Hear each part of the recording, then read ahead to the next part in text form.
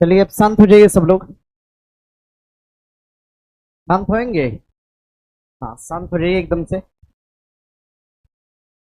Question bank का आज discussion की क्लास है। मेरी पहली क्लास है ना। जरा दो तीन बातें पहले आप लोग से हम पूछ लेते हैं, उसके बाद से हम डिस्कशन कराना शुरू करेंगे। ऑनलाइन वाले और ऑफलाइन वाले दोनों लोग इस बात को मुझे बताएंगे, ठीक है। देखिए, एक तो है ये डिस्कशन वाली क्लास है। अभी इस क्लास को हम लोग बहुत स्लो रख रहे हैं, है ना। यानी प्रॉपर हर चीज का डिस्कशन करते हुए चल रहे हैं, क्योंकि आप लोग को पता है कि परीक्षा का प्रश्न, लगभग एक परीक्षा का प्रश्न अगर देखा जाए तो दूसरे परीक्षा में लगभग 20 से 25% कॉपी हो जाता है, होता है ना। अभी क्वेश्चन बैंक को आप लोग आराम से पढ़ेंगे, और आराम से पढ़ते पढ़ते जिस दिन आपका आधा क्वेश्चन बैंक खत्म होगा, उसके बाद ऑटोमेटिक आपको लगेगा कि हर पेज में आपका दो तीन क्वेश्चन पढ़ा हुआ है। अगर 5 है तो 3 पढ़ा हुआ है, ऐसा आपको फील होगा, समझ रहे हैं ना। अभी क्वेश्चन बैंक को बहुत आराम से देखना और पढ़ना है, ठीक है। देखो, अब मेरा विचार एक ये है, आप लोग लेक्चर फॉर्मेट में पढ़ेंगे कि उसको लिख कर पढ़ेंगे? लिख कर पढ़ेंगे? नहीं, इधर पीछे से वो लड़के बताएंगे। लिख कर नहीं पढ़ेंगे? नहीं, ये सब एकदम बेकार है सब। हाँ? सुनिए। अच्छा ठीक है, सुनिए मेरी बात को। अब हो गया ना, बता, बोल लिए ना। हाँ, आप सुनिएगा।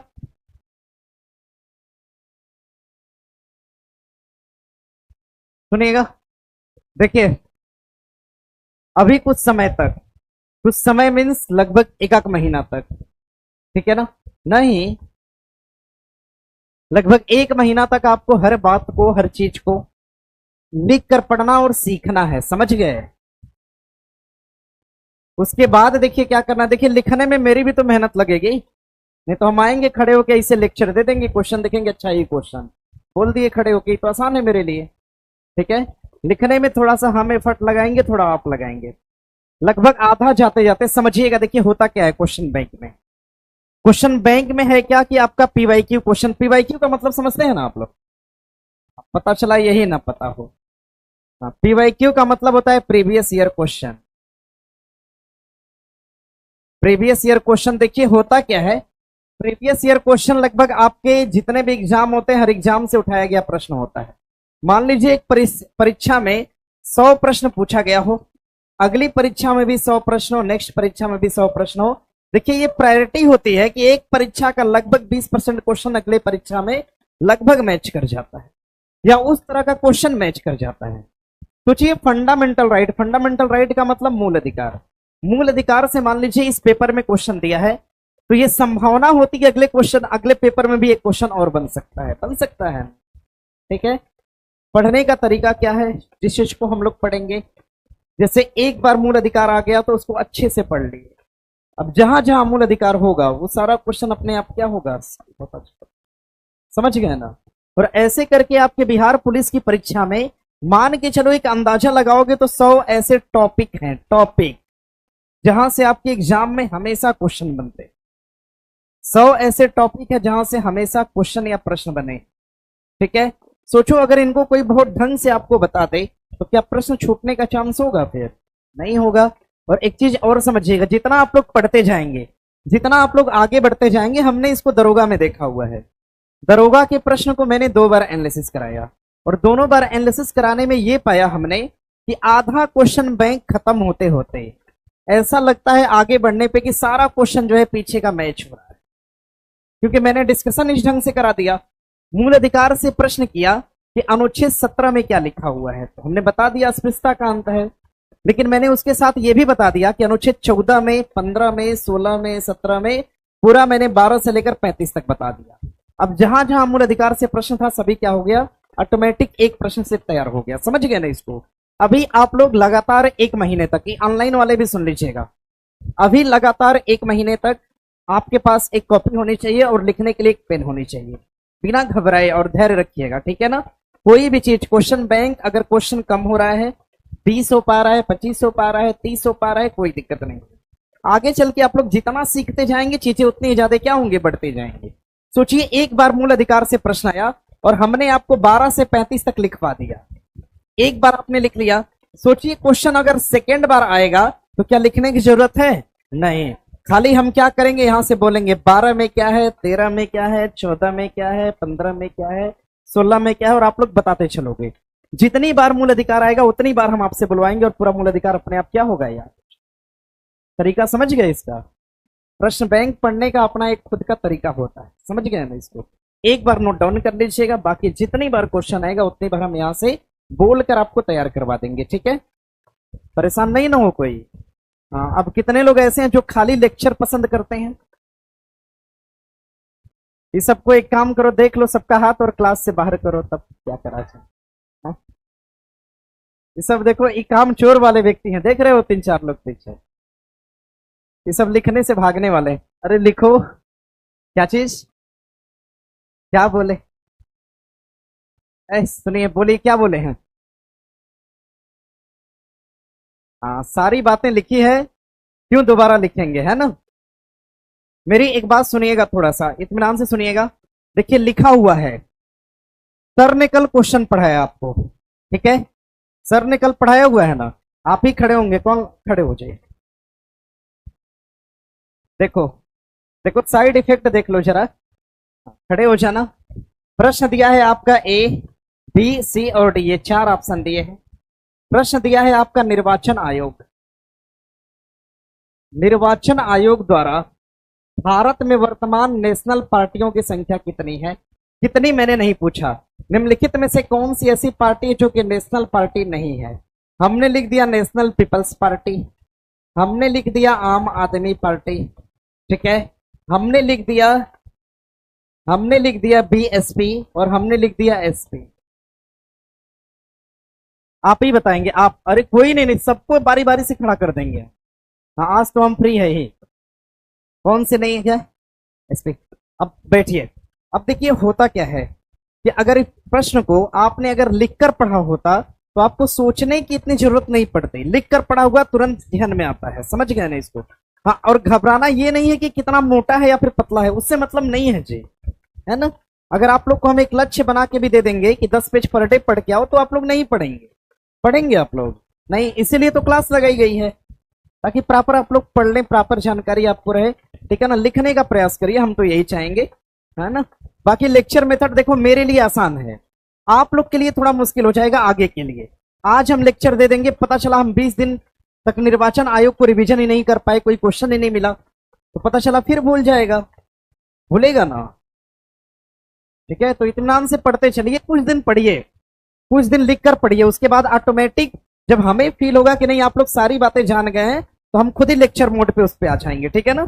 थोड़ा कुछ चीजों में एफर्ट लगाया जाता है, मेहनत लगाई जाती है, ठीक है ना? सारी चीजें ऐसे ही थोड़ी मिल जाती है। चलिए, बोल तो रहे हैं, हाँ लिखा तो है, जो जितना लिखेगा और जितना घिसेगा उतना ही बेहतर पढ़ेगा, ठीक है? हाँ, ये तो सही नियम लगा दिया। चलिए प्रश्न पे आइएगा, कौन सा प्रश्न है जी?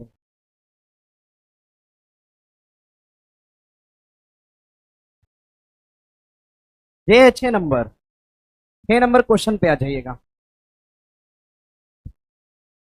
6 नंबर प्रश्न पे आ जाइएगा। क्वेश्चन नंबर 6 पर, अरे कुछ नहीं करना है, क्वेश्चन बैंक खोल लीजिए, प्रश्न देख लीजिए वहां से, ठीक है? क्वेश्चन यहाँ पे भी दिख रहा है, कॉपी अपना बगल में निकाल लीजिए, और जो बातें आपको लगे कि लिखना जरूरी है मेरे लिए, उसको क्या करेंगे, नोट कर।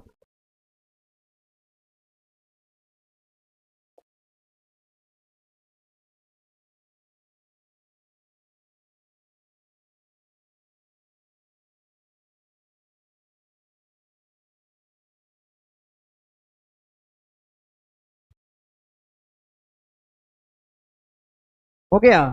आप काहे बोल रहे हो फिर? आप लोग धीरे धीरे उसे एकदम बोलना बंद कर दीजिए, एक स्पाइरल ले लीजिएगा, ठीक है ना? स्पाइरल लेकर ही आइएगा, अगले दिन से लाइए, दिखाएं कैसा स्पाइरल होता है।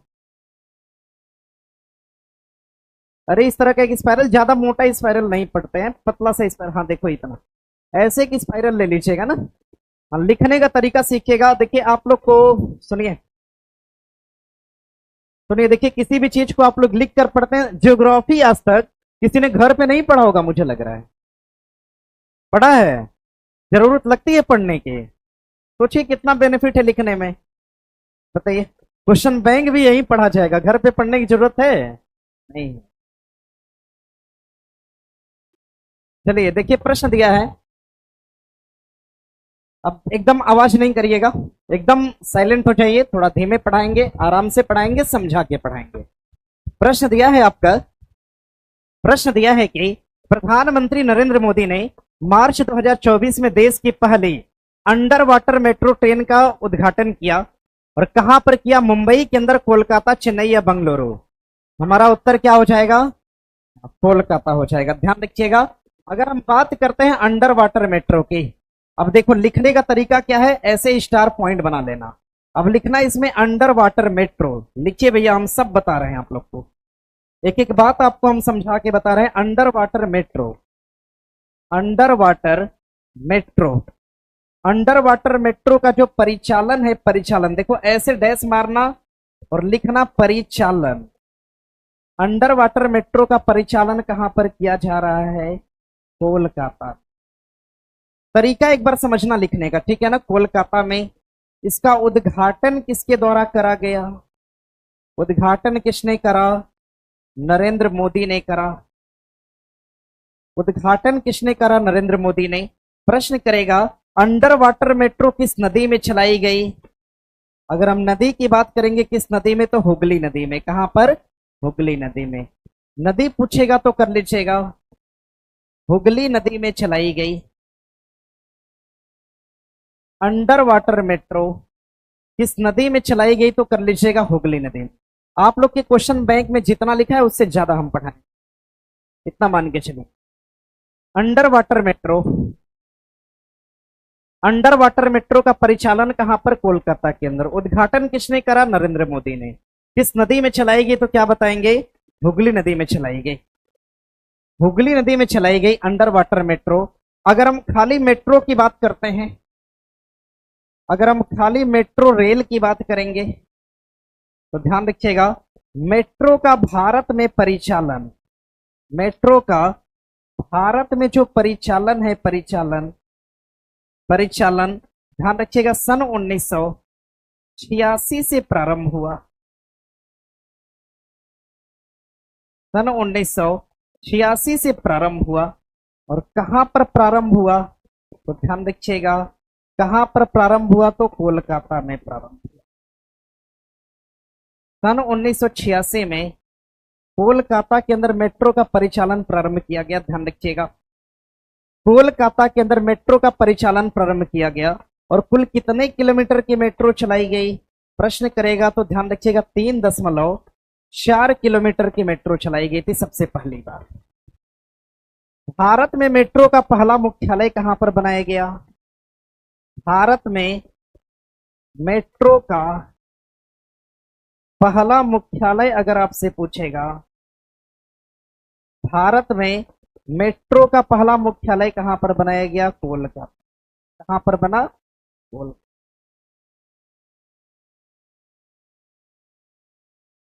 अब लिखकर मुझे बताओ कि क्या प्रॉब्लम हो रही है। बड़ा कर दें उसको। अच्छा ठीक है, फिलहाल नोट करिए, हम इसको बड़ा करने का प्रयास करते हैं।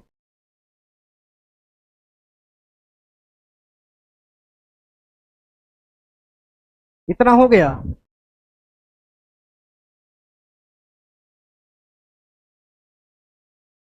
इधर वाला? अच्छा,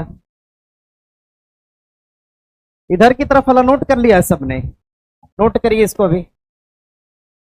मेट्रो सुनिए, सीखिए, शोर नहीं करना है, चीजों को सीखने का प्रयास करिए,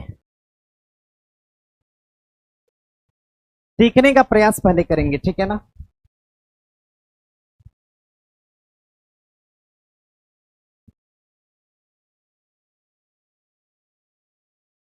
क्या चीज? 1986 लिखा हुआ है, बोल रहे हैं कहां थे, थोड़ा सा सुना भी करो। सन 1986 लिखा हुआ है, 86 से प्रारंभ हुआ। कहां पर हुआ? कोलकाता में। कितना किलोमीटर? 3.4 किलोमीटर। भारत का पहला मेट्रो मुख्यालय कहां पर? कोलकाता में बनाया गया, ध्यान रखिएगा। अब देखो मेट्रो से हमें याद क्या रखना है, अंडर वाटर मेट्रो कहां पे चलाई गई, कोलकाता में। नदी कौन सी है, उद्घाटन किसने करा, भारत की पहली मेट्रो कहां पर, कोलकाता। कितने किलोमीटर चलाई गई, 3.4, 3 कितना 4 किलोमीटर। कोई दिक्कत यहां से। मेट्रो का पहला मुख्यालय कहां पर बनाया गया, कोलकाता। कहां पर, अंडर वाटर मेट्रो कहां पर, नदी कौन सी, मेट्रो का पहला मुख्यालय, अंडर वाटर मेट्रो का उद्घाटन किसने किया। क्लियर है इतना, ऐसे ही पढ़ना है। आगे बढ़े यहां से, नहीं सर,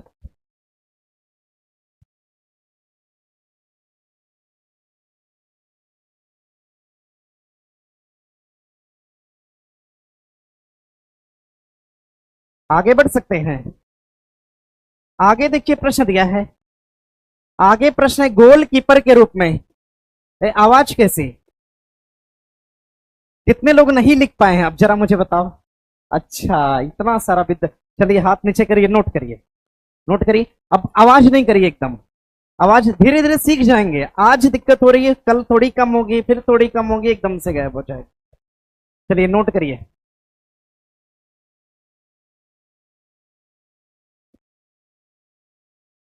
अब आवाज करेंगे, छूट देने का मतलब आवाज नहीं करना है, ठीक है ना। छूट दिए लिखने के लिए केवल मैंने दिया, बतियाने के लिए नहीं दिया हुआ। ये देखो आगे बैठ के बात करें, कहां लिख लिया। चलिए बढ़े आगे। आगे देखिए प्रश्न दिया है, गोलकीपर के रूप में प्रदर्शन के लिए निम्नलिखित में से कौन सा पुरस्कार दिया जाता है।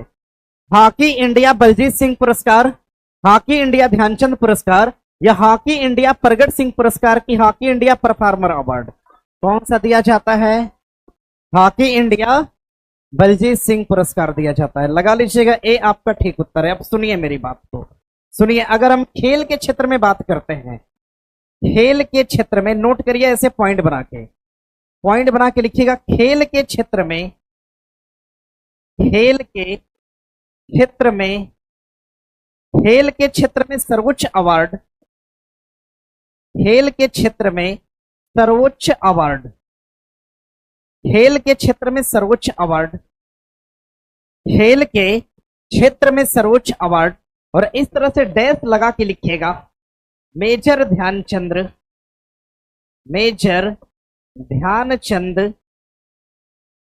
Major Dhyanchand Khel Ratna award, major Dhyanchand Khel Ratna award. खेल के क्षेत्र में सर्वोच्च award, major Dhyanchand Khel Ratna award, major Dhyanchand Khel Ratna award. इतना हो गया, सुनिएगा। इसी मेजर ध्यानचंद खेल रत्न अवार्ड के नीचे नोट करिएगा, इस अवार्ड की जो शुरुआत है, शुरुआत मेजर ध्यानचंद अवार्ड की जो शुरुआत है, शुरुआत होती है सन 1900 कब, 91 के अंदर। कब शुरू होता है, सन 1991 के अंदर। इस अवार्ड का जो पुराना नाम था, पुराना नाम, इस पुरस्कार का पुराना नाम की अगर हम बात करेंगे तो ध्यान रखिएगा, राजीव गांधी, राजीव गांधी खेल रत्न अवार्ड, राजीव गांधी खेल रत्न पुरस्कार के नाम से इसको जाना गया। इसका पुराना नाम हो जाएगा राजीव गांधी खेल रत्न पुरस्कार। राजीव गांधी खेल रत्न पुरस्कार के नाम से यह शुरू होता है, और शुरू कब होता है, सन 1900 कब, 91 में। कब शुरू हुआ, 1991 में। प्रश्न करेगा आपसे आगे, आगे प्रश्न करेगा, राजीव गांधी खेल रत्न अवार्ड, राजीव गांधी खेल रत्न पुरस्कार, खेल रत्न, राजीव गांधी खेल रत्न पुरस्कार, पुरस्कार पहली बार किसे प्रदान किया गया, पहली बार प्रदान किया गया सन 1900 कब, 91 के अंदर। और किसको दिया गया, तो विश्वनाथन आनंद को दिया गया।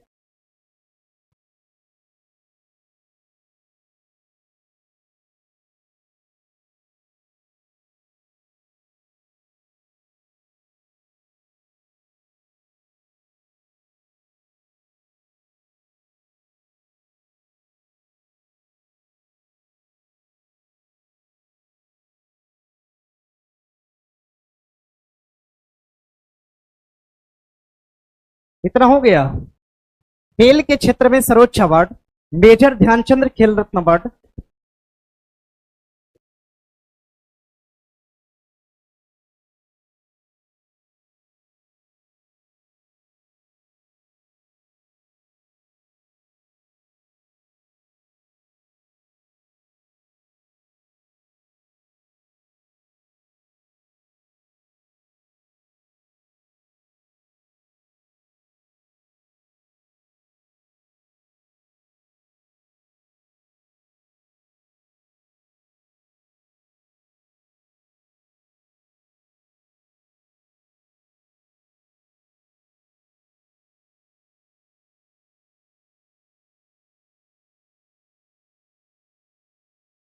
हो गया। खेल के क्षेत्र में सर्वोच्च अवार्ड, मेजर ध्यानचंद अवार्ड, और शुरुआत कब होती है? सन 1991। इसका पहले नाम क्या था? राजीव गांधी खेल रत्न अवार्ड। राजीव गांधी खेल रत्न अवार्ड दिया गया सन 1991 के अंदर। पहली बार किसे दिया गया? ध्यान रखिएगा, विश्वनाथन आनंद को दिया गया। किसको दिया गया? विश्वनाथन आनंद को प्रदान किया गया। विश्वनाथन आनंद को सबसे पहला अवार्ड प्रदान किया गया राजीव गांधी खेल रत्न का। नोट करिएगा, राजीव गांधी खेल रत्न पुरस्कार सबसे पहली बार सन 1991 में किसको प्रदान किया गया? तो विश्वनाथन आनंद को दिया गया। ये तो पहला अवार्ड था। अगर आपसे प्रश्न करेगा राजीव गांधी खेल रत्न अवार्ड जो था, ये तो पुराना नाम था इसका। जो इसका नया नाम बना, इसका जो नया नाम बना, ये कौन सा बना? मेजर ध्यानचंद। कौन सा बना? मेजर ध्यानचंद खेल रत्न अवार्ड बना। और नए नाम को कब बनाया गया? सन 2021 के अंदर बनाया गया था। राजीव गांधी खेल रत्न अवार्ड जो है, ठीक है, इसको मेजर ध्यानचंद खेल रत्न अवार्ड के रूप में कब किया गया? तो ध्यान रखिएगा, सन 2021 के अंदर। सन 2021 के अंदर इसका नाम क्या करा गया? तो परिवर्तन करा गया। इस बात को ध्यान में रखिएगा। सन 2021 के अंदर इसका नाम परिवर्तन करके क्या रखा गया? तो मेजर ध्यानचंद खेल रत्न अवार्ड रखा गया। अब यहीं से एक बात और ध्यान रखना, हो गया है, इतना लिख लिए सब लोग। यहीं से एक बात ध्यान रखिएगा, major Dhyanchand Khel Ratna award, major नहीं लिख पाए हैं, मेजर ध्यानचंद खेल रत्न अवार्ड आते हैं उसी पे, मेजर ध्यानचंद खेल रत्न अवार्ड। एक तीसरा पॉइंट बना के लिखिएगा, सन 2025 में, सन 2025 में प्रदान किया गया मेजर ध्यानचंद खेल रत्न अवार्ड। सन 2025 में प्रदान किया गया, ध्यान रखिएगा, प्रदान किया गया। तो इसमें एक खिलाड़ी हो जाएंगे, नोट कर लीजिएगा, इसमें एक खिलाड़ी हो जाएंगे मनु भाकर, और एक दूसरे नंबर के खिलाड़ी हो जाएंगे डी गुकेश, और एक तीसरे नंबर के खिलाड़ी हो जाएंगे, एक तो मनु भाकर और दूसरे कौन से हैं? डी गुकेश, और एक तीसरे नंबर के खिलाड़ी हो जाएंगे, लिखिएगा प्रवीण कुमार। कौन होंगे? प्रवीण कुमार हो जाएंगे। एक तो मनु भाकर को दिया गया, दूसरा किसको दिया गया? डी गुकेश को, तीसरे नंबर पे किसको दिया गया? प्रवीण कुमार को, और चौथे नंबर पे लिख लीजिएगा चौथा अवार्ड जो है, चौथा अवार्ड ये किसको प्रदान किया गया? एक तो मनु भाकर, दूसरा हो जाएगा डी गुकेश, और तीसरा कौन सा हो जाएगा? प्रवीण कुमार। ये इतने लोग ऐसे थे जिनको अवार्ड प्रदान किया गया। कब? सन 2025 के अंदर दिया गया। इस बात को ध्यान में रखिएगा। चौथा देखो, मेरे नाम जो है मेरे ध्यान से हट रहा है, ठीक है, आते ही इसको बता दो। अच्छा, हरमनप्रीत है, लिख लीजिएगा, हॉकी के खिलाड़ी हरमनप्रीत को, हरमनप्रीत को दिया गया। ध्यान रखिएगा, ये चार ऐसे व्यक्ति हैं जिनको अभी हाल ही में रिसेंटली सन 2025 के अवार्ड देने की घोषणा करी गई। इस बात को ध्यान में रखिएगा, ठीक है। अब जरा सा पीछे आ जाएं, हम नहीं लिख पाए अभी, हाँ नोट करिए, तो हम पीछे एक बार आके रिकॉल करवा देते हैं।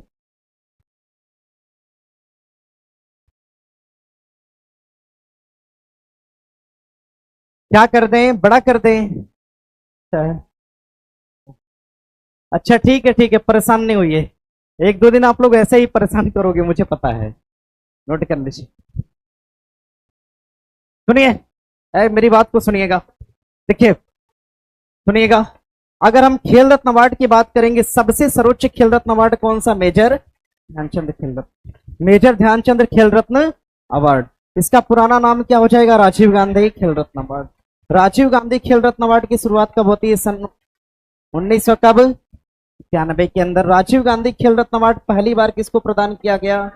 विश्वनाथन। कब दिया गया था? 1900 कब? सन 2021 के अंदर राजीव गांधी खेल रत्न अवार्ड का नाम बदलकर क्या रखा गया? मेजर ध्यानचंद खेल रत्न अवार्ड रखा गया। इस बात को ध्यान में रखिएगा। अगर आपसे प्रश्न करेगा सन 2025 के अंदर कुल कितने लोगों को अवार्ड देने की बात की गई? 4 लोगों को। एक तो नाम हो जाएगा मनु भाकर, क्या नाम होगा? एक दूसरा नाम क्या हो जाएगा? कौन सा? तीसरा नाम कौन सा? प्रवीण कुमार। एक चौथा नाम कौन सा?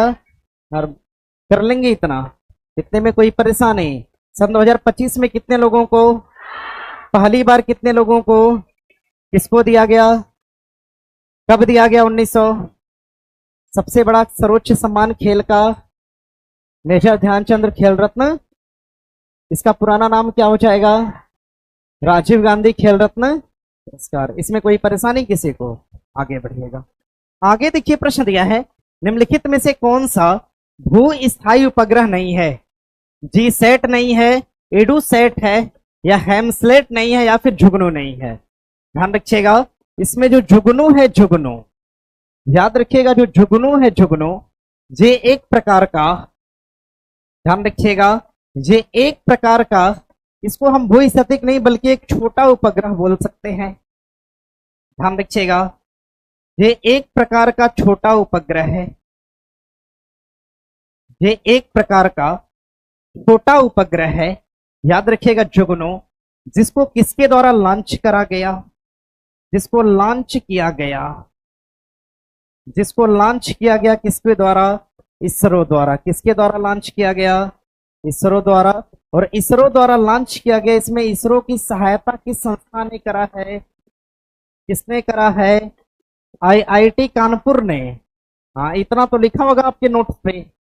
ध्यान रखिएगा, जुगनू जो उपग्रह है एक प्रकार का छोटा यानी मिनी उपग्रह है। इसको लॉन्च किया गया किसके द्वारा? इसरो द्वारा।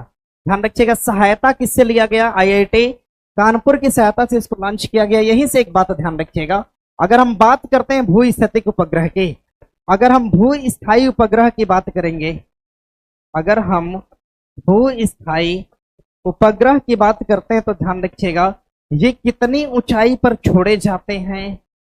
कितनी ऊंचाई पर, कितनी ऊंचाई पर छोड़े जाएंगे? तो ध्यान रखिएगा 36,000 किलोमीटर की हाइट पर। कितनी ऊंचाई पर? 36,000 किलोमीटर की ऊंचाई पर।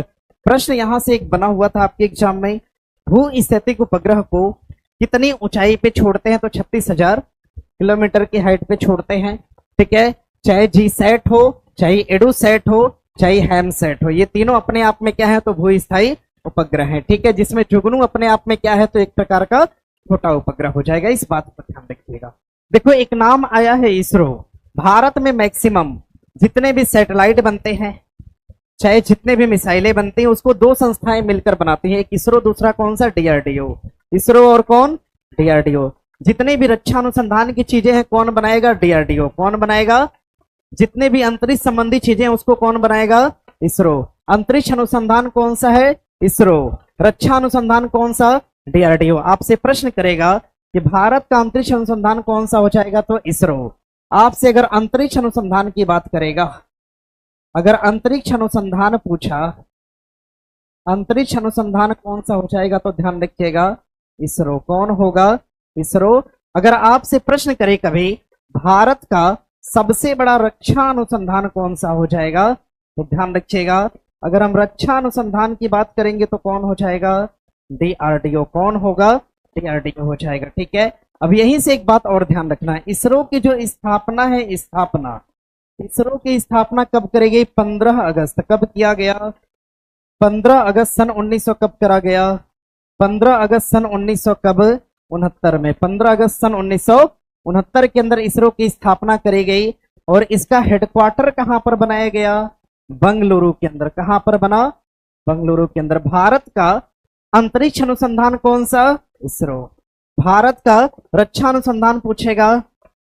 इसरो की स्थापना कब? 15 अगस्त 1900। और हेडक्वार्टर कहां पर? हेडक्वार्टर कहां पे होगा? बंगलुरु। अगर हम डीआरडीओ के सेंस में बात करेंगे, डीआरडीओ की अगर हम स्थापना की बात करते हैं, डीआरडीओ की स्थापना 1900 कब होती है? 58। 1900 कब? 58। डीआरडीओ का हेडक्वार्टर यानी कि मुख्यालय कहां पर हो जाएगा? तो ध्यान रखिएगा, कहां पर? नई दिल्ली के अंदर। कहां पर है? नई दिल्ली के अंदर। इसरो का मुख्यालय कहां पर? बंगलुरु। डीआरडीओ का मुख्यालय कहां पर?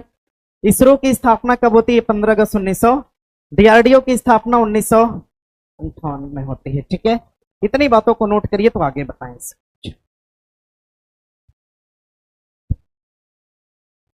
पीछे कर दें, नहीं लिख पाए थे अभी।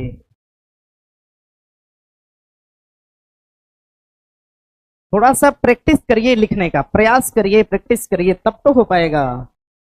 हाँ, एक दो दिन दिक्कत का आप लोग सामना करेंगे, उसके बाद बहुत बेहतर लगेगा जब चीजें मैक्सिमम। अब सोचिए, इसरो अगर दोबारा आएगा तो क्या उसको लिखने की जरूरत है? नहीं है ना। हाँ, आगे बढ़ जाए इसमें। ये हो गया। हाँ, आगे बढ़िएगा। ये हो गया इधर वाला।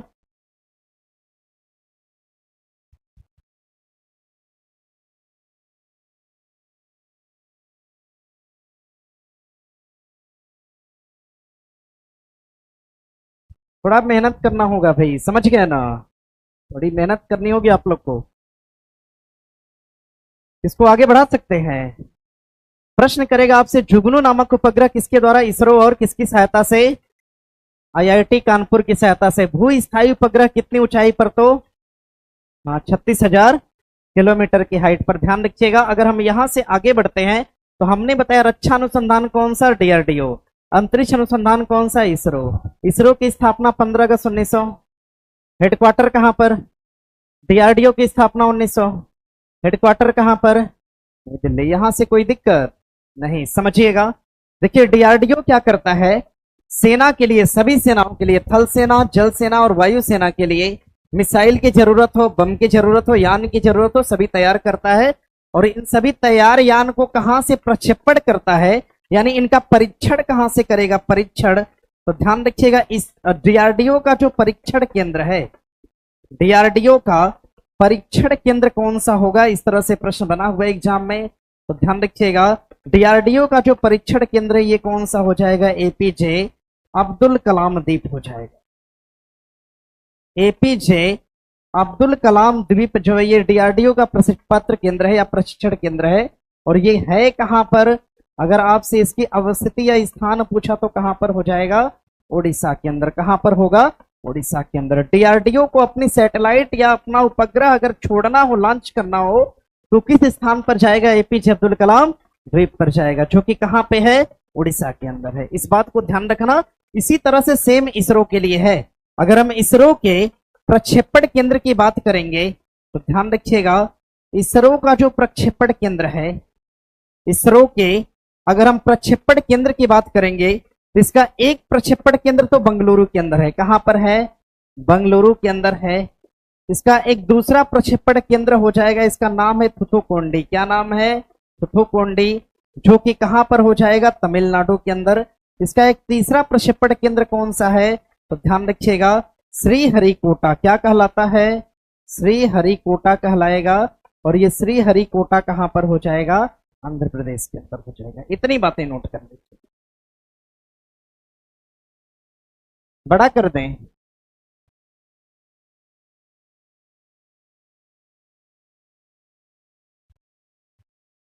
हाँ, शोर एकदम नहीं करिए। देखें कहां पर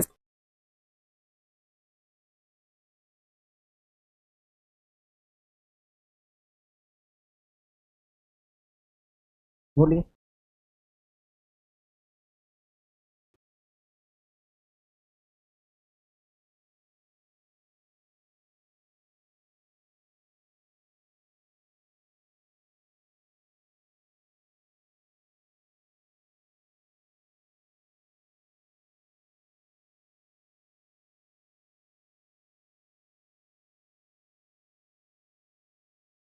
सुनिए।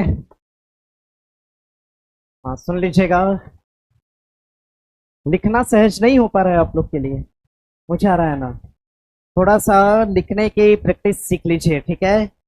हाँ, लिखने का प्रैक्टिस अगर होगा उसी हिसाब से पढ़ने की भी प्रैक्टिस होती है और उतना ही समझने की भी कैपेसिटी बढ़ती है। समझ गए ना इसको? सुनिए, एक बार रिकॉल कर देते हैं पूरा। देखिए, प्रश्न दिया था आपका, भू स्थायी उपग्रह के बारे में पूछा है। भू स्थायी उपग्रह की ऊंचाई कितना? 36,000। इसको लॉन्च किया गया किस, जुगनू उपग्रह को लॉन्च किया गया किसके द्वारा? सहायता कौन कर रहा है? कानपुर की सहायता से। ध्यान रखिए, बाकी आपके जी सेट हो चाहे एडू सेट हो चाहे हैम सेट हो, ये सभी अपने आप में क्या है? भू स्थायी उपग्रह है। फिर मैंने ये बताया आपसे कि भारत के तो ऐसे संस्थान, एक तो रक्षा अनुसंधान, दूसरा कौन सा? अंतरिक्ष अनुसंधान। भारत के रक्षा अनुसंधान में कौन आता है? डीआरडीओ। कौन आएगा?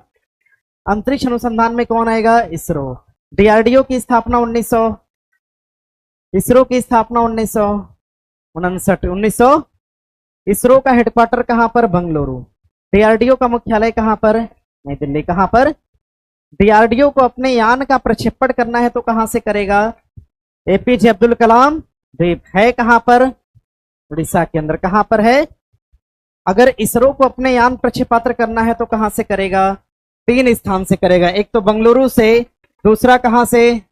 थुथुकोंडी से, और तीसरा कहां से? श्रीहरिकोटा। श्रीहरिकोटा कहां पर है? थुथुकोंडी कहां पर? और एक कहां पर? बंगलुरु के अंदर। ये 3 ऐसे केंद्र हैं जिनका संबंध किससे है? इसरो से। एपीजे अब्दुल कलाम द्वीप का संबंध किससे हो जाएगा? डीआरडीओ से। इतना क्लियर है? अब समझिए मेरी बात को, सुनिएगा।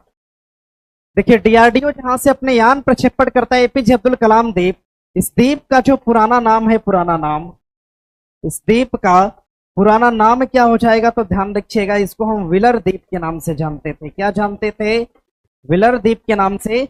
और यही व्हीलर द्वीप आगे चल के क्या बना? तो एपीजे अब्दुल कलाम द्वीप के नाम से जाना गया। इस बात को याद रखिएगा।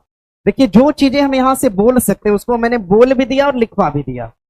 अगर अब भी आप लोग असहज महसूस कर रहे हैं तो खाली लेक्चर मेथड कर देते हैं, आराम से सुन लीजिए। व्हीलर द्वीप, व्हीलर लिखा है, व्हीलर, इसका पुराना नाम क्या हो जाएगा? व्हीलर द्वीप होगा। इसका पुराना नाम क्या हो जाएगा? तो ध्यान रखिएगा, व्हीलर द्वीप हो जाएगा।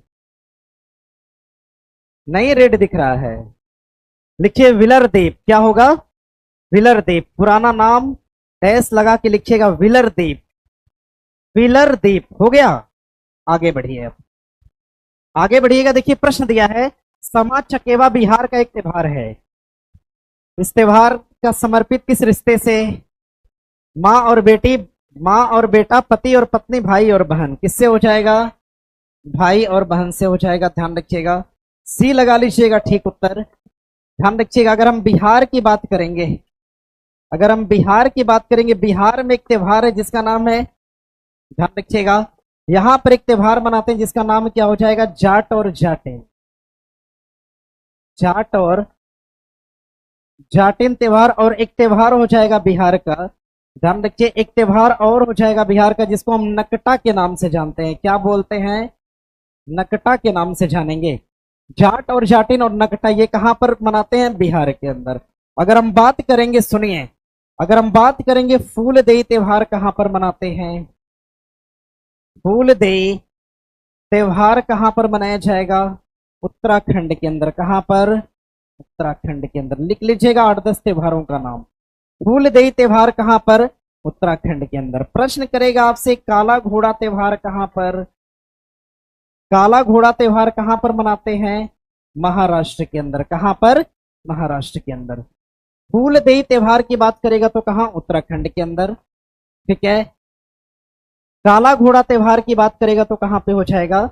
महाराष्ट्र के अंदर हो जाएगा। अगर हम बात करेंगे पूर्वोदयी त्योहार कहां पे मनाया जाता है? पूर्वोदयी त्योहार कहां पे मनाया गया? तो कोलकाता के अंदर। कहां पर? कोलकाता के अंदर मनाया गया। पूर्वोदयी त्योहार की अगर हम बात करते हैं कहां पर हो जाएगा? कोलकाता के अंदर। अगर हम यहीं से आगे बढ़ेंगे, अगर हम चिली त्योहार की बात करेंगे और मांडू त्योहार की अगर हम बात करते हैं, चिली और मांडू त्योहार कहां पे मनाए गए? चिली और मांडू त्योहार कहां पर मनाए गए? मध्य प्रदेश के अंदर। कहां पर? मध्य प्रदेश के अंदर। अगर हम प्रश्न दिया है, अगर हमने प्रश्न देखा अगर हमने देखा अंबुबाची जो त्योहार या मेला है, अंबुबाची, या तो आप इसको त्योहार बोल लीजिए या फिर इसको आप मेला बोल लीजिए। ये कहां पर मनाया जाता है?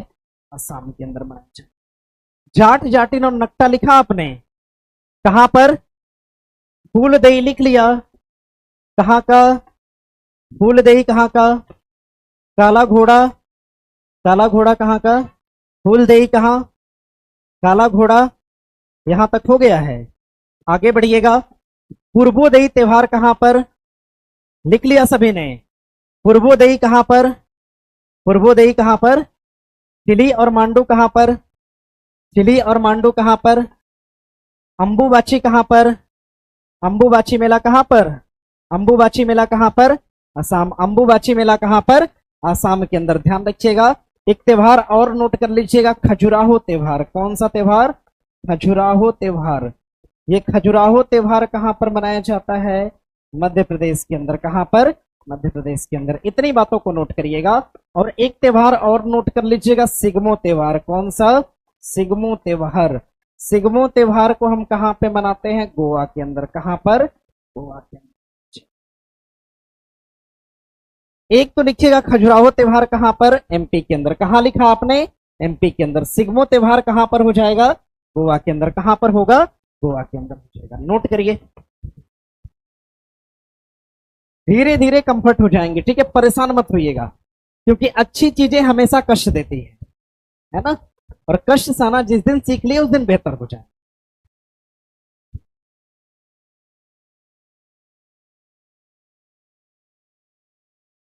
सुनिएगा, सुनिए। उत्तर लगा लिया आपने सी, ठीक है? जाट जाटिन का संबंध किससे?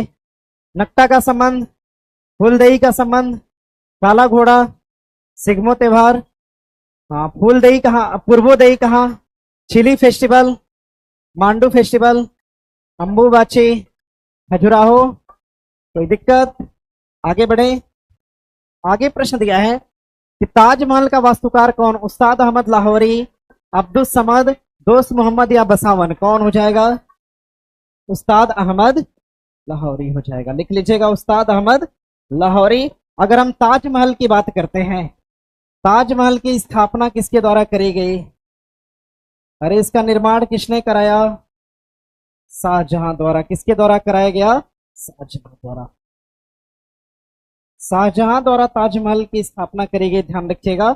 इसका वास्तुकार कौन हो जाएगा? तो उस्ताद अहमद लाहौरी हो जाएगा। उस्ताद अहमद लाहौरी, उस्ताद अहमद लाहौरी हो जाएंगे, ठीक है? ताजमहल की स्थापना किसने करा? शाहजहां ने। ताजमहल का निर्माण किसने करा? शाहजहां ने। अब देखो, प्रश्न आपसे एग्जाम में बनेगा, प्रश्न आपसे एग्जाम में बनेगा, शाहजहां द्वारा, शाहजहां द्वारा, शाहजहां द्वारा भारत में बनाई गई इमारत, शाहजहां द्वारा भारत में बनाई गई इमारत, शाहजहां द्वारा भारत में बनाई गई इमारत। अगर हम शाहजहां द्वारा भारत में बनाई गई इमारत की अगर हम बात करेंगे, देखो इसको ऐसे ट्रिक से याद रखना। ट्रिक से याद रखोगे चीजों को? हाँ, एक ट्रिक लिख लीजिएगा। देखो, ट्रिक हो जाएगी देता जा मौला, देता जा मौला। एक ट्रिक बना लीजिएगा, देता जा मौला, ताकि याद रहे हमसे। शाहजहां ने भारत में कौन सी इमारत बनाया? तो देता जा। देखो हमने लिखा है देता जा मौला। देता जा मौला की अगर हम बात करेंगे, समझिएगा। देखिए इसमें दे शब्द दिया है, दे से आपका हो जाएगा दीवान ए खास। क्या हो जाएगा? दीवान ए खास हो जाएगा। और एक इमारत बनाया था इन्होंने, दीवान ए आम। कौन सी इमारत बनाया था? दीवान ए, यानी दीवान ए खास की स्थापना और दीवान ए आम की स्थापना किसके द्वारा करी गई? शाहजहां द्वारा करी गई। इसमें एक नाम दिया है ता से, ता से क्या हो जाएगा? ताजमहल होगा। क्या होगा? ताजमहल को भी किसने बनवाया? शाहजहां ने। जा से क्या हो जाएगा? जामा मस्जिद। क्या होगा? जामा मस्जिद। जामा मस्जिद की स्थापना किसने कराई? शाहजहां ने कराई। मो से क्या होता है? हो जाएगा मोती मस्जिद। क्या हो जाएगा? मोती मस्जिद। मोती मस्जिद को किसने स्थापित करा? शाहजहां ने। और ला से क्या हो जाएगा? लाल किला। क्या होगा? लाल किला किसने बनवाया? तो शाहजहां। बनाइए इतनी चीज।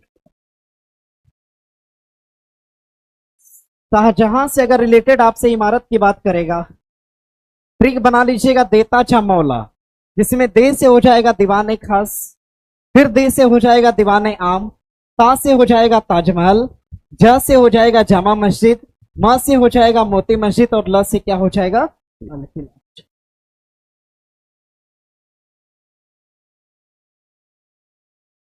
हो गया।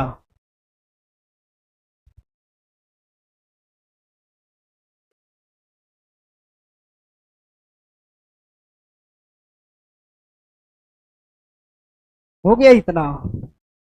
सुनिएगा, दीवाने खास और दीवाने आम बनाने वाला कौन है? सच। ताजमहल की स्थापना सच। जामा मस्जिद किसने? लाल किला किसने? मोती मस्जिद पूछेगा शाहजहां। देखो एक प्रश्न दिया था एग्जाम में, लाल किले का पुराना नाम क्या था? कोई बताएगा मुझे? लाल किले का पुराना नाम, जब शाहजहां ने लाल किले की स्थापना करी तो इसका पुराना नाम क्या रखा गया? तो ध्यान रखिएगा, लाल किले का जो पुराना नाम था, लाल किले का जो पुराना नाम है, पुराना नाम यहीं से इस तरह से गोला बना के लिखिएगा, लाल किले का जो पुराना नाम है किला ए मुबारक, क्या हो जाएगा? किला ए मुबारक हो जाएगा। लाल किले का पुराना नाम क्या हो जाएगा? किला ए मुबारक। इसको नोट करिएगा। ये आपके बिहार के पीसीएस एग्जाम में एक बार क्वेश्चन बना हुआ था कि लाल किले को हम पुराने रूप में किस नाम से जानेंगे? तो किला ए मुबारक के नाम से। बनाने वाला कौन हो जाएगा? शाहजहां हो जाएगा। मोती मस्जिद की स्थापना किसने कराई? जामा मस्जिद, ताजमहल, दीवाने खास, दीवाने आम। कोई दिक्कत यहां से?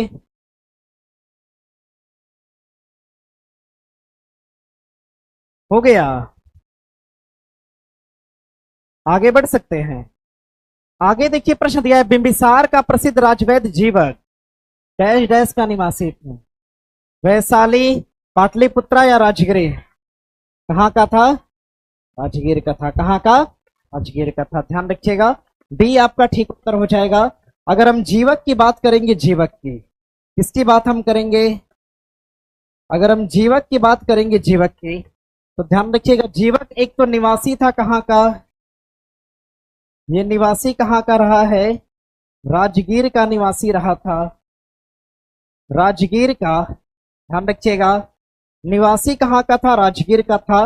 अगर हम जीवक से बात करेंगे, जीवक, जीवक किसके दरबार में एज राजवैद्य थे? किसके दरबार में थे? ध्यान रखिएगा, बिंबिसार के दरबार में। बिंबिसार के दरबार में थे ये। किसके दरबार में थे? ध्यान रखिएगा, बिंबिसार के। अगर हम जीवक की बात करेंगे, समझिएगा, अवंती के एक राजा थे, नाम क्या था उनका? चंद्रप्रद्योत। चंद्रप्रद्योत जो थे एक खतरनाक बीमारी से पीड़ित हो गए। हाँ, पीलिया जैसे आप बोल सकते हैं, एक बड़ी बीमारी थी, पीड़ित हो गए। तो समझिएगा, बिंबिसार ने अपने दरबार के राजवैद्य किसको? जीवक को उनकी सेवा के लिए भेजा, उनकी चिकित्सा के लिए भेजा। ध्यान रखिएगा, प्रश्न एग्जाम में दो तीन तरह के बने हुए हैं। एक तो पूछा है कि जीवक कहाँ का था? राजगीर का। किसके दरबार में था? बिंबिसार के दरबार में। बिंबिसार ने जीवक को किसकी चिकित्सा के लिए भेजा था? राजा चंद्रप्रद्योत। एक प्रश्न और बना यहां से कि राजा चंद्रप्रद्योत कहाँ के राजा थे? अवंती। कहाँ के राजा थे? अवंती के राजा। ध्यान रखिएगा, जीवक जो थे, जीवक, जीवक को कहाँ भेजा गया? तो ध्यान रखिएगा, जीवक को भेजा गया कहां पर? अवंती के राजा, अवंती के राजा, अवंती के राजा चंद्रप्रद्योत की सेवा में। किसकी सेवा में? अवंती के राजा चंद्रप्रद्योत की सेवा में भेजा गया। अवंती के राजा चंद्रप्रद्योत की सेवा में किसको भेजा गया? जीवक को भेजा गया। इस बात को ध्यान, ठीक है। देखो, अगर हम बात करेंगे किसकी? राजगीर की। अगर हम राजगीर की बात करते हैं, राजगीर की, तो देखो, राजगीर को हम राजगीर भी कह सकते हैं, राजगीर को हम राजगिरी भी बोल सकते हैं, और इसी को हम और क्या बोलते हैं? गिरिब्रज कहते हैं। क्या बोलेंगे? गिरिब्रज बोलेंगे, ठीक है। अगर प्रश्न करेगा आपसे, राजगीर की स्थापना किसके द्वारा करी गई? स्थापना किसके द्वारा करी गई? ना ना भैया, गलत बात है। राजगीर शहर को, ध्यान रखिएगा, राजगीर जो था, राजगीर, इसकी स्थापना किसके द्वारा करी गई? तो ध्यान रखिएगा, जरासंध द्वारा। किसके द्वारा? जरासंध द्वारा करी गई। और राजगीर को सबसे पहली बार राजधानी बनाया था जरासंध ने। उसके बाद ध्यान रखिएगा, राजगीर जो था राजधानी के रूप में किसके आया? तो बिंबिसार के। किसकी राजधानी के रूप में बनाया गया? बिंबिसार की राजधानी के रूप में बनाया गया। और बात ध्यान रखिएगा, मगध साम्राज्य की राजधानी बनी थी, ये कौन बनी थी? राजगीर बनी थी। स्थापना किसने करा था? स्थापना किसने करा? जरासंध ने करा। और ध्यान रखिएगा, मगध पे शासन करने वाला जो सबसे पहला वंश था, कौन सा? हर्यक वंश। हर्यक वंश के पहले राजा कौन थे? बिंबिसार। बिंबिसार ने राजधानी के रूप में किसको चुना? राजगीर को चुना। इस बात को ध्यान रखेंगे आप लोग। हाँ, अब एक बात ध्यान रखिएगा वैशाली से। अगर हम वैशाली की बात करते हैं, वैशाली की, तो ध्यान रखिएगा, भारत का पहला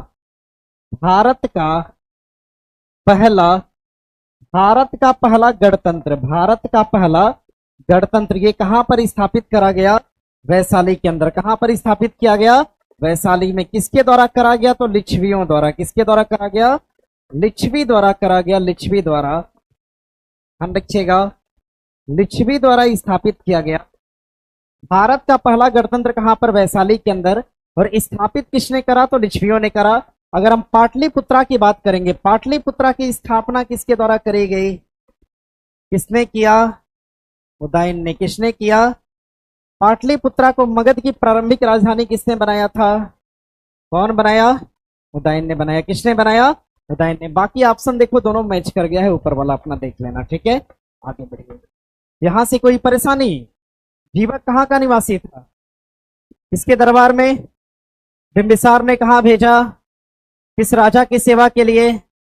चंद्र प्रद्योत की सेवा के लिए। क्लियर है? यहां से राजगीर, गिरिब्रज या राजगीर की स्थापना किसने करी? जरासंध ने। मगध की पहली राजधानी कहां पे? राजगीर के अंदर। मगध की दूसरी राजधानी कहां पर? पाटलिपुत्रा। पाटलिपुत्रा को किसने बसाया?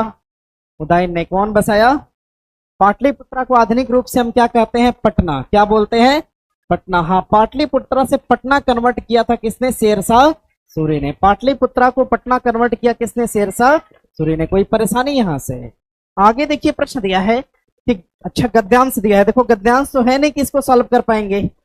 तो question number 12, question number 13, question number 14, question number 15, 14 question तक छोड़ दीजिएगा, 15वें पे चले आइए सर, 15वें पे चले आइएगा। देखिए प्रश्न दिया है, राज्य में विधान परिषद की सदस्य संख्या के विषय में संवैधानिक प्रावधान क्या है? राज्य के विधानसभा की सदस्य संख्या 3/4 से अधिक नहीं होगी। राज्य की विधानसभा की सदस्य संख्या 1/2 से ज्यादा नहीं होगी। राज्य की विधानसभा की सदस्य संख्या के 1/3 से ज्यादा नहीं होगी। या प्रत्येक प्रांत की विधान परिषद की सदस्य संख्या संविधान द्वारा निश्चित की गई है।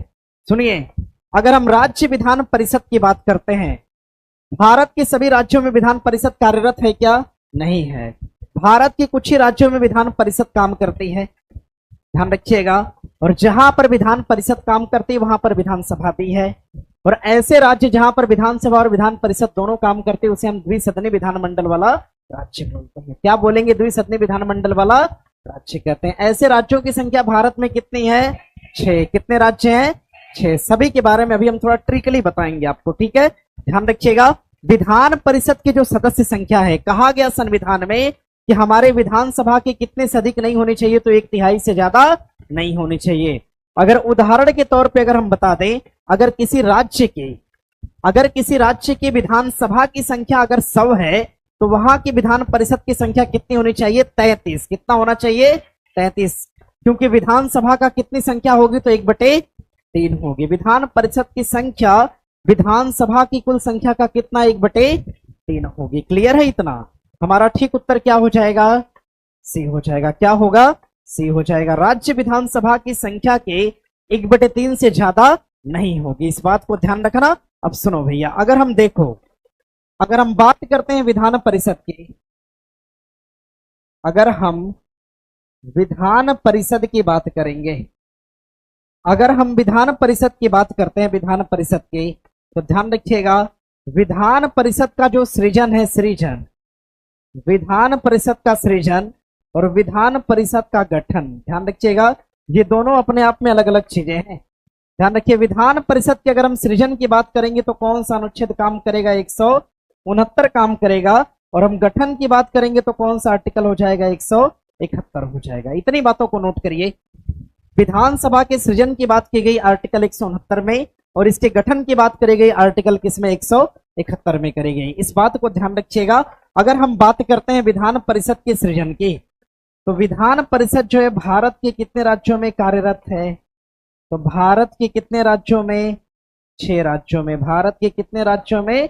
6 राज्यों में। ये राज्य कौन से हैं? ध्यान रखिएगा। इन राज्यों को आप कैसे याद रखोगे? कुंभ जाट, समझ रहे हो? देखो कुंभ जाट कैसे याद रखोगे? कुंभ जाट से। कैसे ध्यान रखेगा? कुंभ जाट से। इसमें जे से क्या होता है? जम्मू कश्मीर। हमने इसको क्या किया? काट दिया, क्योंकि जम्मू कश्मीर से हाल ही में विधान परिषद को क्या किया गया? समाप्त किया गया। के से क्या हो जाएगा? कर्नाटक। क्या होगा? कर्नाटक। के से क्या होगा? कर्नाटक। यू से क्या हो जाएगा? उत्तर प्रदेश। एम से क्या हो जाएगा? महाराष्ट्र। क्या होगा? एम से क्या होगा? महाराष्ट्र। बी से क्या हो जाएगा? बिहार होगा। क्या होगा? बिहार। ए से क्या हो जाएगा? आंध्र प्रदेश। क्या होगा? ए से क्या हो जाएगा? आंध्र प्रदेश। टी से क्या हो जाएगा? तेलंगाना। क्या होगा? तेलंगाना। टी से क्या है?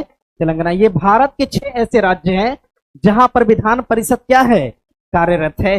भारत के कितने राज्यों में विधान परिषद कार्यरत है? राज्य कौन से? कुंभ जाट। कौन से राज्य? कुंभ जाट। कौन से राज्य?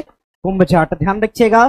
कर्नाटक के बाद उत्तर प्रदेश, उसके बाद महाराष्ट्र, के बाद बिहार, के बाद आंध्र प्रदेश, के बाद तेलंगाना। बनाइए कॉपी पे, लिखिए।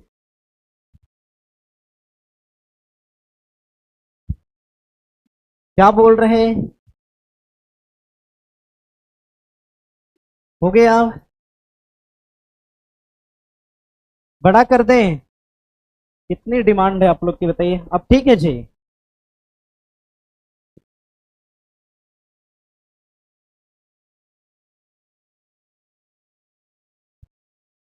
सुनिएगा, हो गया। सुनिए, अगर हम विधान परिषद के सृजन की बात, सृजन का मतलब है विधान परिषद को आना, यानी किस राज्य में होगी और किस राज्य में नहीं होगी, इसका डिसीजन कौन सा अनुच्छेद करेगा? 100। कौन सा अनुच्छेद करेगा? 100। कौन सा अनुच्छेद? 100। कौन सा अनुच्छेद? 100। ठीक है। आज उत्तर प्रदेश और बिहार के अंदर विधान परिषद है, इसका उल्लेख किस अनुच्छेद में करा गया है? 100। विधान परिषद के सृजन की बात कहां पर? 169 में। ध्यान रखिएगा। विधान परिषद भारत के कितने राज्यों में? कर्नाटक, उत्तर प्रदेश, महाराष्ट्र, बिहार, आंध्र प्रदेश और तेलंगाना। हम ट्रिक कौन सा ध्यान रखेंगे? कुंभ जाट। क्या याद रखेंगे? कुंभ जाट याद करने का एक फायदा यह है, एक तो आपको पता चल जाएगा कि कितने राज्यों में, दूसरा ये पता चल जाएगा कि कहां से अभी हाल ही में हटाया गया। विधान परिषद को हाल ही में हटाया गया कहां से? जम्मू कश्मीर। कहां से हटाया गया? कहां से हटाया गया? कहां पे है? कर्नाटक में। कहां पे है? उत्तर प्रदेश। फिर कहां पे? कर लेंगे। सुनिएगा, देखो हमने सृजन की बात की गई भारत के कितने राज्यों में? 6 राज्यों में। अगर प्रश्न करेगा आपसे, प्रश्न करेगा आपसे विधान परिषद, प्रश्न करेगा विधान परिषद की संरचना, क्वेश्चन करेगा विधान परिषद की संरचना या इसके गठन की बात, ये संविधान के किस अनुच्छेद में करा गया है? 171 में। लिखा है ना ऐसा? किसमें करा गया है? 171 में करा गया। किसमें करा गया? 171 में करा गया। हेडिंग जैसा बना लीजिएगा, विधान परिषद की संरचना या गठन किसमें करा गया? इसका उल्लेख आर्टिकल 171 में करा गया। इसकी संरचना क्या होती है? तो ध्यान रखना, विधानसभा की जो संरचना होगी ये 1/3 होती है, प्लस 1/3 होती है, प्लस 1/6 होती है, प्लस 1/12 होती है, और 1/, देखो ये नियम है, इसको ध्यान रखना। ठीक है, तो ध्यान में रखना होगा आपको। विधानसभा की संरचना क्या होती है? 1/3। क्या होती है? फिर क्या है? 1/, फिर 1/, 1/, 1/, विधानसभा की संरचना कहां दी गई? 100। संरचना क्या होगी? 1/, फिर 1/, फिर 1/, 1/, 1/, विधानसभा की संरचना पूछेगा तो बता लेंगे। विधानसभा की संरचना एक बटे एक बटे एक बटे एक बटे एक बटे, इसकी बात कहां पे 100।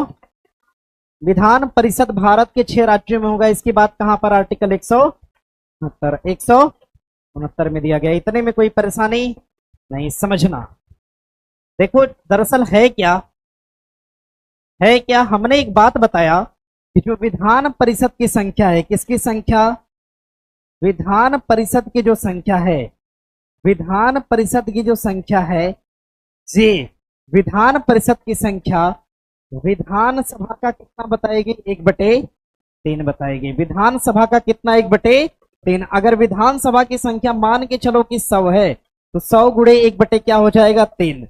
यानी विधान परिषद की संख्या लगभग कितना है, 33%। लगभग कितना आएगी, 33 आएगी। यानी 100 में से 33, ध्यान रखिएगा, विधान परिषद की क्या होगी, सीट होगी। और ये 33 सीट का बंटवारा कैसे होगा, ध्यान रखना, 1/3 में होगा, फिर 1/3 में, 1/6 में, 1/12 में और 1/12 में। 1/3 जो सदस्य होंगे इसको कौन चुनेगा, तो ध्यान रखिएगा, इसको विधानसभा चुनती है। विधान परिषद की 1/3 सदस्यों को कौन चुनेगा, तो विधानसभा चुनेगी। फिर 1/3 सदस्य को कौन चुनेगा, स्थानीय निकाय चुनेगा। कौन चुनेगा, स्थानीय निकाय चुनेगा। फिर 1/6 सदस्यों को कौन चुनेगा, तो राज्यपाल। कौन चुनेगा, राज्यपाल चुनेगा। फिर 1/12 सदस्यों को कौन चुनेगा, तो शिक्षक चुनते हैं। कौन चुनेंगे, शिक्षक। और 1/12 का चुनाव कौन करेगा, तो ध्यान रखिएगा, इसमें स्नातक करते हैं। कौन करेंगे, इस स्नातक का मतलब समझ रहे हो आप लोग, ऐसा व्यक्ति जो क्या हो, ग्रेजुएट हो। नोट करिए, 1/3, 1/3, 1/6, 1/12 और 1/,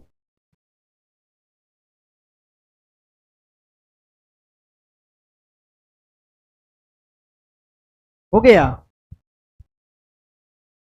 धीरे धीरे धीरे धीरे चीजों को समझिए, समझ जाएंगे एक बार, फिर मुझे पढ़ाने में एकदम भी दिक्कत नहीं होगी, एकदम आसान हो जाएगा। और आप लोग को पढ़ने में भी कोई समस्या नहीं होने वाली, ठीक है। क्लियर है इतना।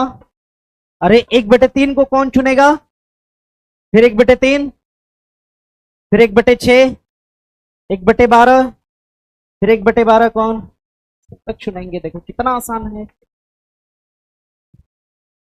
हो गया, हो गया।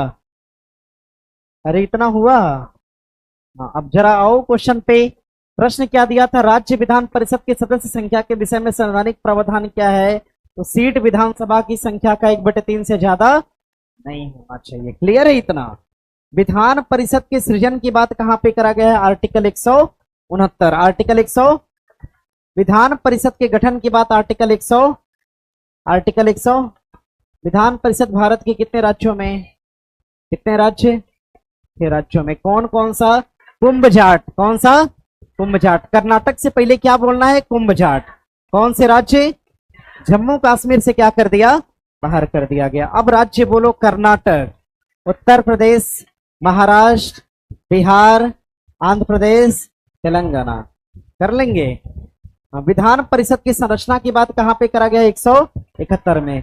संरचना क्या होगी, 1/3, फिर 1/6, 1/, फिर 1/3 कौन चुनेगा, विधानसभा। कौन चुनेगा, फिर 1/3 कौन चुनेगा, स्थानीय।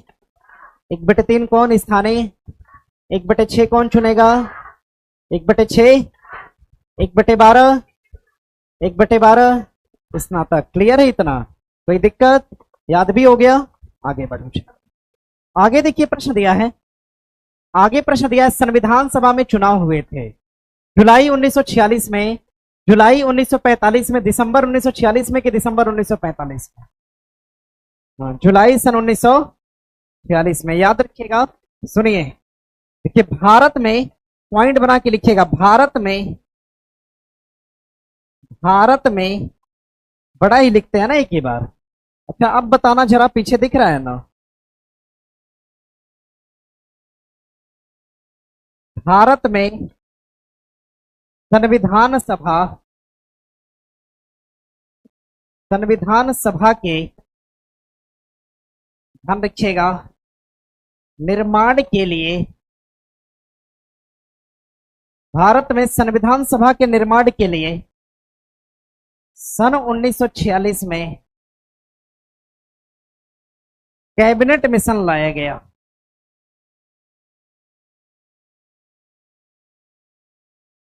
सन 1946 में कैबिनेट मिशन लाया गया। प्रश्न करेगा, संविधान सभा का गठन किस मिशन के तहत किया गया?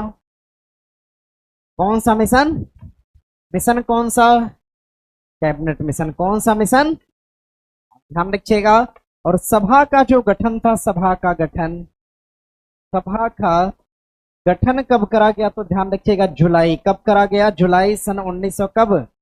46। जुलाई सन 1946। जुलाई सन 1900 कब? 46 में। जुलाई सन 1946 में। जुलाई सन 1900 करा गया। ठीक है। एक विद्यार्थी बोल रहा है कि सर बहुत डीप। अरे डीप नहीं है, नहीं पढ़े हैं तो लग रहा है कठिन है, समझ गए? हाँ, जिस दिन जान जाएंगे उस दिन सब आसान हो जाएगा, बस थोड़ा मेहनत करिए। ठीक है। सभा का गठन करा गया जुलाई सन 1900 कब? जुलाई सन 1946। समझिएगा, जब संविधान सभा का गठन करा गया तो अभी अगर हमें कोई चुनाव कराना है तो हम किससे कराते हैं? वयस्क मताधिकार। किससे कराते हैं? वयस्क मताधिकार का मतलब 18 साल की उम्र के लोग उसमें क्या करते हैं। लेकिन जब संविधान सभा का निर्माण करना था तो क्या 18 साल के लोगों ने उसमें भाग लिया था? नहीं लिया था। भाग लिया था? नहीं लिया था। ध्यान रखिएगा, कहा गया जो व्यक्ति शिक्षित होगा वो संविधान सभा के चुनाव में क्या करेगा?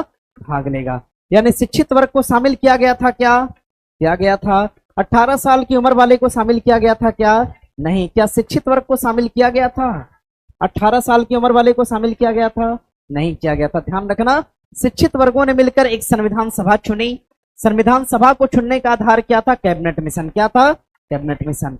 संविधान की सभा बन के तैयार होती है और जब संविधान की सभा बन के तैयार हुई तो संविधान सभा में, ध्यान रखिएगा, तो संविधान सभा में, संविधान सभा के अंदर अगर हम कुल सदस्य की बात करते हैं तो ओवरऑल सदस्यों की संख्या कितनी थी? 389। कितने सदस्य थे? 389। संविधान सभा में कुल सदस्यों की संख्या कितनी? 389। ये सदस्य कई जगहों से उठा के आए हुए थे, जिसमें कुछ सदस्य कहां से थे? देसी रियासत से। कहां से थे? देसी रियासत से। कहां से थे? देसी रियासत। कुछ सदस्य कहां से? देसी रियासत। और कुछ सदस्य कहां से थे? ब्रिटिश भारत से। कहां से थे? ब्रिटिश भारत। कुछ सदस्य कहां से थे? ब्रिटिश भारत। अगर हम देसी रियासत की बात करेंगे तो देसी रियासत से कुल कितने सदस्यों ने भाग लिया था? 93 सदस्य। कितने सदस्य? 93 सदस्य। ब्रिटिश भारत से कितने भाग लिए थे? 292। कितने सदस्य? 292 सदस्य। प्रश्न करेगा, संविधान सभा में कुल सदस्यों की संख्या कितनी? 300। किस मिशन के आधार पर संविधान सभा चुनी गई? कैबिनेट। 1900 कब? भारत में संविधान सभा का आधार कौन सा मिशन बना? 1900 कब? संविधान सभा बनाने के लिए ब्रिटेन से कौन सा मिशन आया था? क्लियर है? क्वेश्चन किसी भी तरह से पूछेगा हो जाएगा। हाँ, संविधान सभा में क्या 18 साल की उम्र के लोगों ने भाग लिया था? नहीं लिया था। लिया था। हाँ, इसमें जो शिक्षित वर्ग था क्या शामिल था? इसमें मतदान में शामिल था। संविधान सभा जब चुनी गई तो सदस्यों की संख्या कितनी? 300। देसी रियासत और कहां से? देसी रियासत से कितने? ब्रिटिश भारत से 200। ब्रिटिश भारत से 200। देसी रियासत। कुल सदस्य 389 कुल सदस्य हुआ करते थे। और ध्यान रखिएगा, ऐसे सदस्य जो कहां से आए थे? ब्रिटिश भारत से। कहां से? इनका क्या किया गया था? निर्वाचन किया गया था। क्या करा गया? निर्वाचन किया गया। क्या किया गया था? निर्वाचन किया गया था। और ऐसे सदस्य जो कहां से आए थे? देसी रियासत थे। इनका क्या करा गया था? मनोनयन करा गया था। क्या करा गया था? मनोनयन। मनोनयन का मतलब समझ रहे हैं? नहीं सर, अपने मन से चुन लेना, अपनी स्वेच्छा से चुन लेना। अगर इसमें दो लोगों का मुझे चुनाव कराना हो और हम सबसे वोट डलवा दें तो ये क्या हो गया? निर्वाचन हो गया। अगर हम दो लोगों को सीधा खड़ा करें और कहें कि नहीं यही क्लास का हेड होगा तो वो अपने आप में क्या है? मनोनयन है। क्लियर हुआ ना? ध्यान रखिएगा। मनोनीत सदस्य, ध्यान रखिएगा, देसी रियासत वाले सदस्य कैसे थे? मनोनीत थे। ब्रिटिश भारत वाले कैसे थे? निर्वाचित थे। और इन सदस्यों में ध्यान रखिएगा, इन सदस्यों में जो महिलाओं की संख्या थी, इन सदस्यों में महिलाओं की अगर हम संख्या की बात करेंगे तो संख्या कितनी? 15। कितनी संख्या? 15। अगर हम इस 389 में बात करेंगे, इसमें 4 सदस्य ऐसे थे, 4 सदस्य ऐसे थे जो कहां से थे? चीफ कमिश्नरी से थे। कहां से थे? चीफ कमिश्नरी से चुने गए थे। 4 सदस्य कहां से चुने गए? Chief commissioner. अब चीफ कमिश्नरी कोई जानता है आप में से? अरे चीफ कमिश्नरी समझ पा रहे हैं आप लोग? चीफ कमिश्नरी का मतलब पटना समझ रहे हैं? पटना। दिल्ली जानते हैं? दिल्ली। लखनऊ जानते हैं? शिमला जानते हैं? ये सभी राज्यों के क्या है? राजधानी। राज्यों की क्या है? राज्यों का ऐसा बड़ा क्षेत्र या ऐसा बड़ा शहर जो कि राजधानी के रूप में घोषित किया गया। कभी न कभी वहां पर ब्रिटेन के जो थे अधिकारी बैठा करते थे, समझ गए ना? उन अधिकारियों के बैठने की जगह को हमने क्या बोला? चीफ कमिश्नरी क्षेत्र बोला। यानी ऐसा क्षेत्र जिसपे ब्रिटेन ने सीधा अधिकार किया था और किसी न किसी राज्य की वो क्या बना?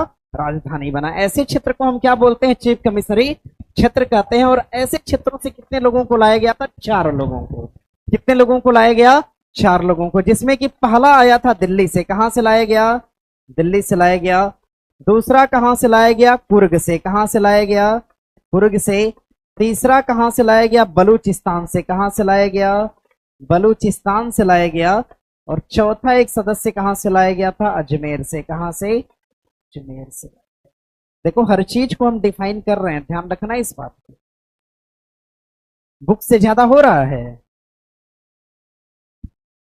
हाँ सुनिएगा, दिल्ली हो गया, पहला दिल्ली, दूसरा कुर्ग हुआ, तीसरा बलूचिस्तान, चौथा अजमेर। क्लियर है? पहला हो जाएगा दिल्ली, दूसरा हो जाएगा कुर्ग, तीसरा हो जाएगा बलूचिस्तान और चौथा क्या हो जाएगा? अजमेर हो जाएगा। बना लेंगे इतना। संविधान सभा के लिए मिशन कौन सा? कैबिनेट। कौन सा? 1900 कब? संविधान सभा के निर्माण के लिए भारत में अंग्रेजों द्वारा कौन सा मिशन लाया गया? Cabinet mission. कैबिनेट मिशन ने संविधान सभा का चुनाव कराया, गठन कराया।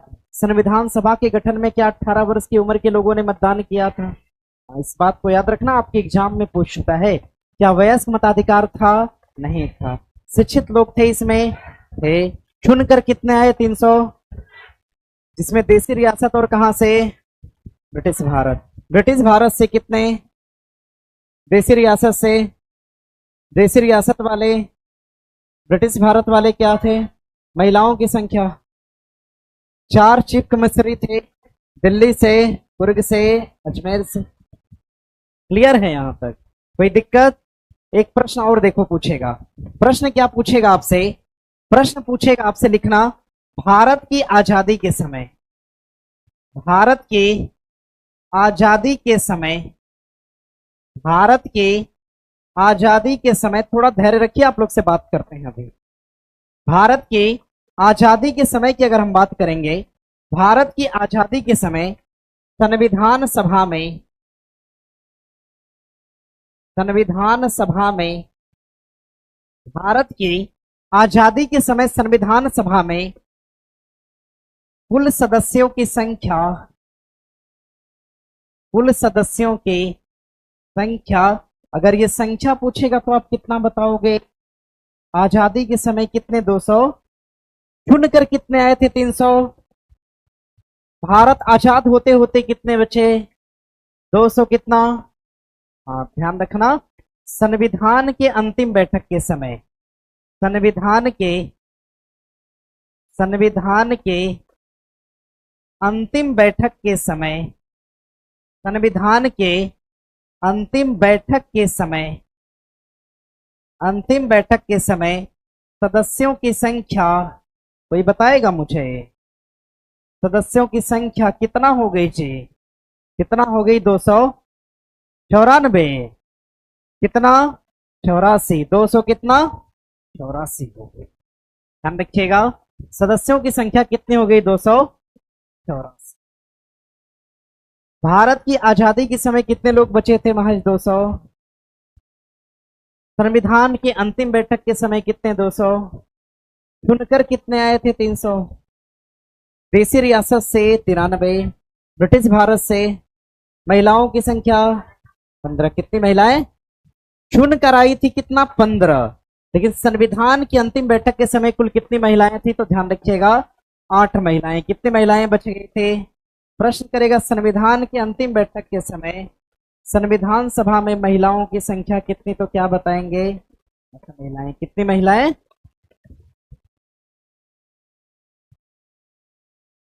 हो गया, हो गया इतना। सुनिए मेरी बात को ध्यान से सुनिएगा, सुनेंगे ना? देखिए ये फैक्ट जो है आप लोगों ने जितना भी फैक्ट लिखा, अगर हम यहां से प्रश्न अगर उसमें से कर देते हैं तो आप लोग निश्चित तौर पे उसको बता पाएंगे, बता लेंगे ना? सोचिए मेट्रो का मुख्यालय कहां पर? कहां पर? क्लियर है? देखो कितना ठीक है ना। पहली मेट्रो कहां पे चलाई गई? Under water metro. नदी कौन सी? संविधान सभा में कितने लोग? 300। 300 कितना? आजादी के समय 200। ध्यान रखिएगा। और अंतिम बैठक पर 200। कितने? 200। क्लियर है इतना? सोचिए याद है सभी को, है ना? अब आप लोग को मुझे नहीं लगता है कि घर पे इसके लिए प्रैक्टिस करने की आवश्यकता है, समझ रहे हो ना? अरे अभी मेरी बात कहां पलटने लगे? अरे मैंने बोला ही कुछ कहां? अभी तो हमने बोलना शुरू किया है, समझ गए ना? सुनिए मेरी बात को। अगर सोचिए इसी तरह से अगर प्रश्न कर दे कोई आपसे कि विधान परिषद में कुल सदस्यों की संख्या विधानसभा का कितना होगा? तो 1/, कितना? 1/, कितना आसान है। विधान परिषद के सृजन की बात कहां करा गया? 169। गठन की बात कहां पर? संरचना की बात कहां पर? संरचना क्या है? 1/, 1/, 1/, 1/, 1/, 1/3 कौन चुनेगा? विधानसभा। 1/3 कौन चुनेगा? 1/6 कौन? फिर 1/12 कौन? 1/12। क्लियर है इतना? ध्यान रहेगा। भारत के कितने राज्यों में विधान परिषद? ट्रिक क्या बताया? कुंभ चार्ट। क्या बताया? दीवान खास की स्थापना किसने करा? दीवान आम, ताजमहल, मोती मस्जिद। क्लियर है? देखो आराम से बता पा रहे हो ना? ऐसे ही पढ़ना है, धीरे धीरे आराम से स्पीड आपकी क्या होगी? बढ़ जाएगी। और सुनिए एक मेरी बात को, एक चीज और सुनिएगा जरा। एक बार मेट्रो वाले पे चले आओ सब लोग तो। हाँ मेट्रो वाले पे एक बार चले आइएगा। मेट्रो वाले पर एक डेट ध्यान रखिएगा, थोड़ा सा उसको सही कर लीजिएगा। यहां का जो डेट है ना ये 86 नहीं बल्कि क्या है? 84। इसको ठीक मेंशन कर लीजिएगा। 1900 कब? क्या लिखा था आपने? 86 था ना? हाँ 84 मेंशन करिएगा इसको, ठीक है? और ऐसे ही पढ़ना है। अब बताओ क्लास से किसको एलर्जी हो रही थी? किसी को नहीं है ना? देखिए मेन मकसद हमारा याद करना है, समझ गए ना? याद करना मेन मकसद हमारा है। चीजों को याद करिए, ठीक है? और बेहतर ढंग से पढ़िए।